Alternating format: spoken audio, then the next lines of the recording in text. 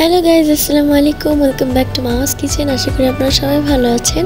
আজকে আমি আপনাদের জন্য শীষ পিঠা তৈরি নিয়ে এসেছি।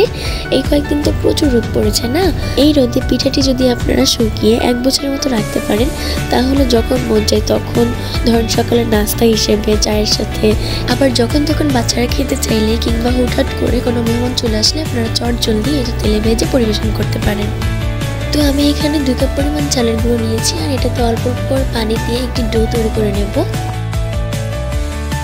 ডোটা ঠিক এরকম হবে। এই ডোটাকে আমি 4 ভাগ করে নিয়েছি। 4 ভাগের 1 ভাগ আমি সাদা রেখেছি, বাকি 3 ভাগই আমি কালার করেছি। কালারটি করেছি কারণ বাচ্চাদের আকর্ষণ একটু কালারফুল জিনিসের প্রতি, যার কারণে বাচ্চারা এটা যদি দেখে তাহলে নিজেরাই মজা করে খেতে চাইবে।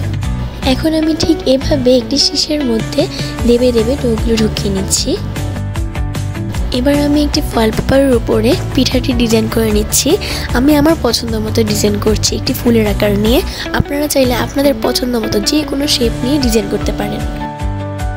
এবার আমি একটি পাত্রে পানি গরম করে নিয়ে এর উপর চাকনি বসিয়ে দিয়েছি।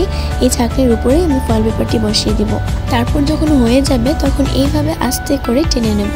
এবার আমি একটি ট্রেতে এগুলো সুন্দর করে সাজিয়ে নিয়েছি। এটাকে আমি রোদে শুকিয়ে নেব।